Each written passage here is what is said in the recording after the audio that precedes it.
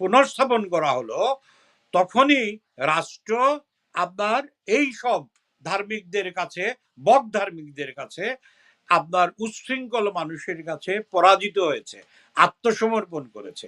সেইটা ধারাবাহিকভাবে চলে আসছে। আমরা আওয়ামী লীগ তাহলে আমরা আমরা এটা বলতেই পারি যে 54 বছর ধরেই আমরা জিম্মি ওদের কাছে। বঙ্গবন্ধুর বঙ্গবন্ধুর দল, যেখানে বঙ্গবন্ধু বারবার অসাম্প্রদায়িক রাজনীতির কথা বলেছেন, সেই দলটা যখন ক্ষমতায়, তখন আমরা কওমি জননী নেওয়ার কি দরকার ছিল?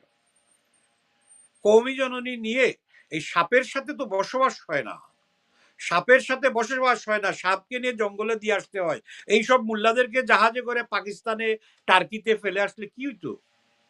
এদেরকে উচিত ছিল এই সমাজটাকে শান্তিপূর্ণ, সুন্দর, সংস্কৃতির বন্ধনের একটি সমাজ রাখার জন্য এদেরকে জাহাজে তুলে পাঠিয়ে দিলে হতো। আপনাকে তো ওই তো তৌহিদ ভাই, পাকিস্তানিরা নিবে না এদেরকে, হ্যাঁ, টার্কিও তাদেরকে নিবে না, এদেরকে নিবে না।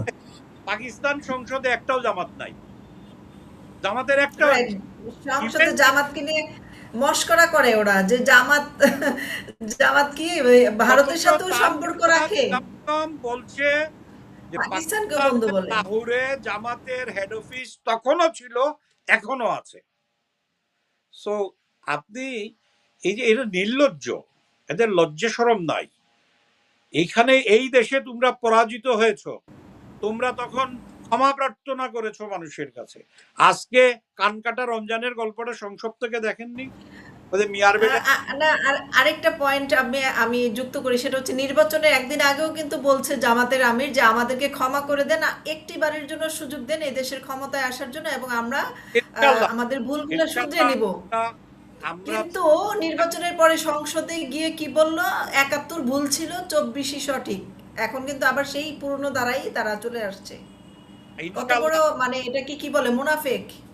বাংলাদেশ একটি রক্তক্ষয়ী মুক্তিযুদ্ধের মাধ্যমে স্বাধীন হয়েছে।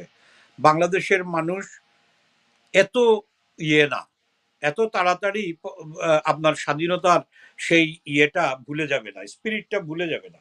হ্যাঁ, আমরা নানাভাবে আমরা অনেকেই অনেক ক্ষতি করেছি মুক্তিযুদ্ধের চেতনার, সেটা অনস্বীকার্য, এটা স্বীকার করতে হবে।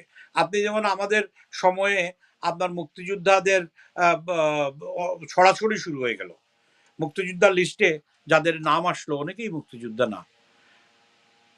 হ্যাঁ, তাকে এখন আপনি যারা মুক্তি